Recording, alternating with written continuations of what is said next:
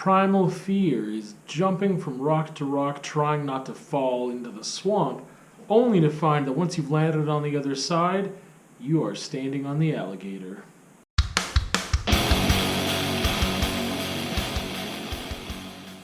Right, the movie Primal Fear is a crime drama, courtroom drama, mystery.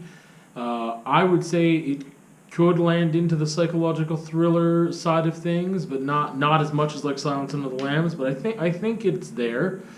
Directed by Gregory Hoblit and starring Richard Gere, Edward Norton, and some others. Came out in 1996. It is based off a novel, and I forgot the name of the author. And I don't remember if it was the same title, but I will let you know now. There will be spoilers. I will let you know when they are, but they will be, of course, at the end. And we'll talk about things before that. So, what is Primal Fear? Other than what I've already mentioned, a crime drama, a kind of courtroom drama, mystery, whodunit, psychological thriller to a degree as well. I wish there was more of that element, but what is there is really strong. It's bold. I would say high stakes drama. It's layered. Absolutely. I feel like the layers kind of sneak up on you, and the depth of this thing isn't super clear. I think for the first half of the movie, you definitely think you're on like, okay, this is cool. Like, this is just a cool like mystery. Like, we don't know what's going on, and it kind of slowly gets you to this point of like, wait a second, what is happening? Like, what? And there's just like a 1-2 punch at the end of just like you were going one way and then you got jerked around the other way really quickly and then back again. If you like twists, then I would say it's for you. Yeah, but we'll get to that. So, what happens? Basically, the premise of this is that we have a high-powered lawyer played by Richard Gere. He's known for being kind of greasy. He's like on covers of magazines. He's like a celebrity lawyer. He definitely likes the attention.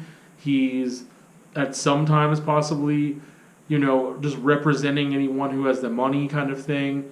But he's obviously good at his job in that case. He really does want justice at the end of the day, though, but some people don't see that.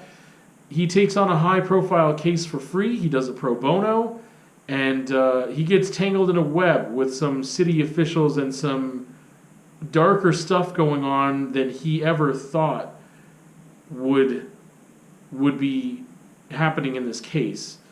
The Catholic Church is involved, and innocent youths. However, that might lead you down a road to think a certain thing, and it's not necessarily that thing. So I don't feel bad giving you that, because I don't think it's a spoiler at all. But yeah, we've got this lawyer. We've got a couple innocent people being accused of things that they're not guilty of, and then there's the question of, are they guilty of that thing? And he's trying to prove otherwise, and again, this layer of like city officials being involved and people not wanting the truth to come out for multiple different reasons. It's just, it sneaks up on you and becomes a very layered thing with plenty of twists and turns. However, they're not super obvious all the time, and the ending just blew me away. I would say that, yeah, if you're into movies that have that courtroom drama aspect, there's not a lot of high action here, but there is some of like chasing and like a little bit of action trying to chase people down. And if the psychological aspect is there, it's just not incredibly strong as other movies like Silence of the Lambs, where I believe that's just what it is. This has that twist to it. It's just not all the way through. But it's definitely a bold and smart film. I believe that it's kind of almost underacted in a good way. It feels subtle, and it feels almost like, I don't know how good this movie's going to be. It's like, this is good. It kind of feels like, this is good. And then it gets great. And that's really all I have to tell you about this right now, without getting into spoilers, because I do want to get into that. So, I will let you know that this is, This movie made me realize how much I love courtroom dramas, because I didn't really know for sure like where I was at with that. I know that I like psychological thrillers. I knew that I liked courtroom dramas to a degree, but this really solidified my love. And part of it is like I've always enjoyed, John Grisham's a stand-up gentleman, good author, writer, and the movies that have been made off of his books. I thought this one was, because this was just fantastic. And now I regret not giving credit to the author. I'm going to do that right now. I'm going to look it up, and I'm going to give that out there, because it's not an author that I've ever heard of before, but this is built off the back of a book. One thing is that I don't know why it's called Primal Fear. That makes it sound so much like more intense in a way, or that it'll be very that's the thing, this thing doesn't feel that intense. There's things happening that are intense, but they don't feel that way. Like, again, it's not overacted by any means. So it is based on the novel of the same name by William Diehl, Diehl. A legal thriller is another term for this. It's fantastic. It's just such a fantastic movie. Again, if you like courtroom drama, if you like the psychological thriller aspect or the courtroom thriller, that's a good way to put it.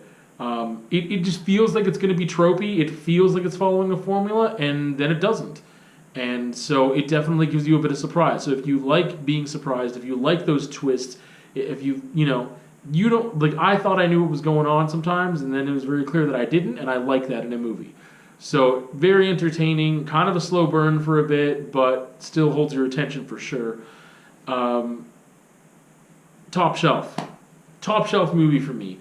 I think that it is an important film to a degree. Again, not necessarily like you're going to just be so humbled by it in order, like you need to take stock of your life, but it does ask questions of you. It does get into some human nature type considerations.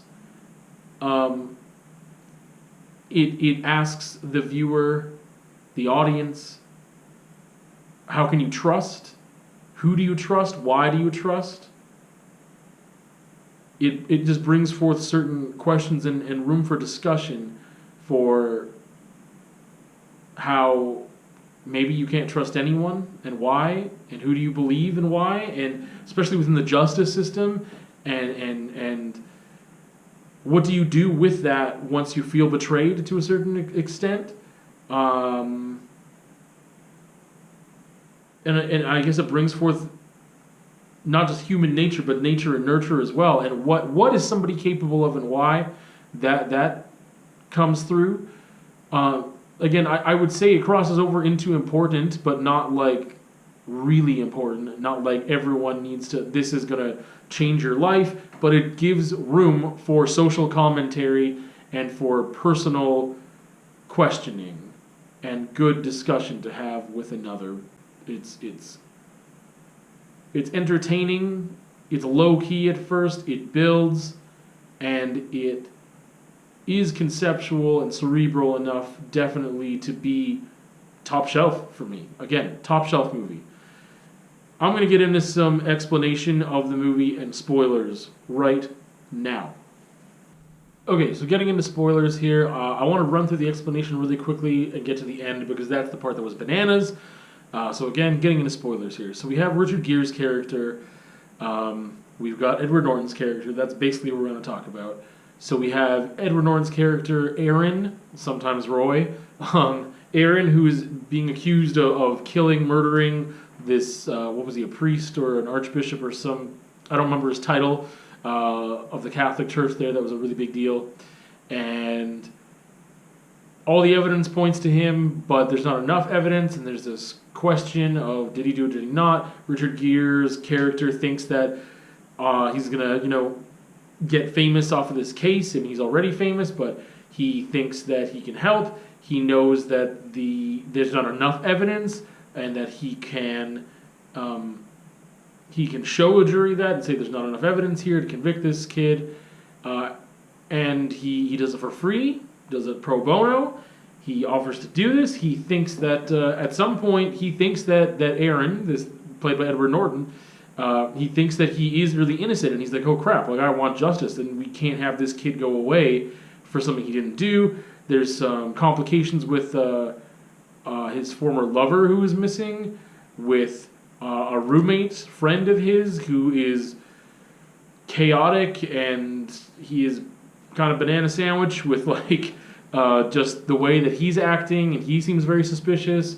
And then we come to find out that Aaron, basically, I don't think it's called multiple personality disorder, but it's akin to that he gets evaluated by a psychologist, and then they believe that he has this disorder, and he that's another whole layer in there. He's got his other persona, Roy. Roy admits to doing the murder, so now we know that this physical person, the physical entity of Aaron/Roy, played by Edward Norton, has committed a murder. We know that now, but there's a difference between Aaron and Roy. And then they've got to figure out that layer to the puzzle. And we go through the court process. We go through these kind of like cool little tricks that Richard Gere's character, the lawyer, like kind of pulls off and sets up and knocks down. And that's fun and that's good. And it takes you for a nice ride. And then we get to the ending, and we don't know how he's going to... He wants Roy to show up. And he ends up kind of pushing him a little bit, and he knows that the prosecution is going to push him a little more, and then Roy shows up, and then the jury gets to see, because Richard Gere was not able to enter an insanity plea at this point in an ongoing trial, and so basically what happens is he creates this scenario for Roy to show up and creates a mistrial, and for the judge to end up dismissing the jury, and then dismissing the case, and then we think all is great. I mean, there's this moment, it's really tense, where Roy kind of jumps out and assaults the prosecutor, and again, we've just got a lot of layers to this thing. And then there's the scene at the very end that is just beautiful, amazing scene that really sets this off for me and just made it become such a beautiful movie for me, is that we've got Richard, the lawyer, in the cell discussing things with him, saying this is what happened, whatever, just to let you know. And Aaron lets something slip, and there's this question here if he does it on purpose or not. I don't think we'll ever know. But he gives out some information that only Roy would know. Because he says, oh, like, tell what's her name, the prosecutor, like, sorry, or like, I hope she didn't get hurt, or something to that nature. And then Richard Gere's character walks away, but then he comes back and he's like, how would you know that? He's like, if you were Aaron the whole time, how would you know that? And then he's like, oh, you got me. He's like, you're right. I was acting this whole time.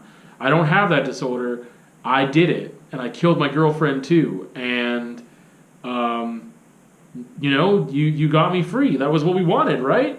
And he can see that Richard Gere's character is distraught. We can see that this lawyer is like, oh my goodness, I've made a mistake, which is this funny thing, because he is painted as this guy who doesn't care about justice, yet he very much does. And he, especially in this case, wanted to do the right thing and was fighting so hard to do the right thing. And he thought he did, and then he was betrayed by his own client in this way. And yeah, you just have this kind of just switch back and forth real quick. It just tugs you one way and pulls you the other so fast. And he says, Aaron is questioned, like, so there was no Roy then. There was no Roy at all. And Roy's the alter ego that commits the murder, right? Or murders. And then he's like, no, you're wrong. There was no Aaron, only Roy. And I was like, oh, just like such a sweet, simple sentiment. But yeah, It's just like, no, he is Roy. That's who he is. The sweet little innocent Aaron is the act. That's the act, right? Is that kid. That's the act. You give him a little stutter and whatever, that's the act. And Richard Gere's character walks away just like, we don't know what he does with that information. What can he do? We don't know the legality, and we don't need to know. Like, it ends right there. And that's also part of what's so beautiful for me. Yeah.